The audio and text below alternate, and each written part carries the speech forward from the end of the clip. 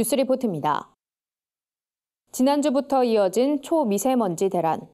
빨래 널기도 무섭고 집안 환기시키는 일도 어려우셨을 텐데요. 수년째 이어지는 미세먼지 문제로 정부 당국도 곤란한 상황에 놓이긴 마찬가지입니다. 지난주 수도권에선 미세먼지 비상 저감 조치를 발령하는 등 다양한 대책으로 긍정적인 효과를 맛봤습니다. 특히 노후 경유차의 운행을 제한한 게 큰 역할을 했는데요. 평소보다 미세먼지가 무려 37% 덜 배출되는 효과를 보였다고 합니다. 이 때문에 정부는 경유차나 휘발유차보다 환경오염이 적은 LPG차를 권장하기 위해 관련 규제를 완화하거나 폐지하는 방안을 추진하고 있습니다. 하지만 정유사 등 관련 업계의 반발이 만만치 않습니다. 미세먼지는 줄일 수 있어도 온실가스 배출량은 증가할 거라고 주장하며 섣불리 법을 바꿔선 안 된다고 말하는데요. 자세한 내용을 하나씩 짚어봤습니다. 홍희연 기자입니다.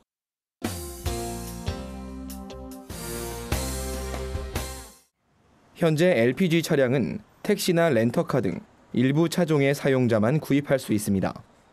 국가유공자나 장애인은 LPG 차량을 구입할 수 있고 일반인은 5인승 이상 RV 차량이거나 출고된 지 5년이 지난 중고 승용차에만 허용됩니다. 정부가 추진하는 이번 정책은 LPG 차량 구입을 규제했던 이 항목들을 완화하거나 전면 폐지하겠다는 내용입니다. LPG 차량이 경유나 휘발유 차량에 비해 환경오염이 적다는 점이 규제 완화 움직임에 큰 영향을 미쳤습니다. 실제로 산업통상자원부가 발표한 보고서에 따르면 유종별 환경 피해 비용이 LPG가 리터당 246원으로 휘발유나 경유보다 크게 낮은 것으로 나타났습니다. 국회는 계류하던 관련 법안을 이번 정기국회에서 다루겠다는 계획입니다. 올해 안에 통과된다면 당장 내년부터 시행되고 3년 뒤엔 모든 차량에 대한 제한 조치가 풀립니다. 하지만 정유사 등 관련 업계의 반발이 만만치 않습니다. 정부가 규제 개혁이나 친환경을 앞세워 부정적인 측면을 숨기고 있다는 겁니다.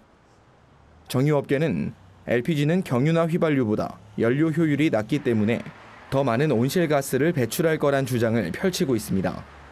또 LPG 차량이 질소 산화물 등을 적게 배출하는 건 맞지만 다른 물질들과 결합하면 초미세먼지를 생성하는 암모니아를 더 많이 배출한다고 말합니다. 이에 대해 관계 당국은 LPG 차량이 배출하는 암모니아는 양이 매우 적어 환경에 미치는 영향이 미미하다며 무엇보다 사용 제한 폐지로 얻게 될 환경적 이득이 더 크다고 설명했습니다. 업계는 정부의 적극적인 모습을 볼 때 올해 안에 LPG 규제가 완화되거나 폐지될 걸로 내다봤습니다. 다만 부족한 LPG 충전소의 확충과 LPG 차량 수급 문제 등 예상되는 문제점들에 대해선 대책을 세워야 한다고 말했습니다. 미세먼지의 주범으로 꼽히는 경유.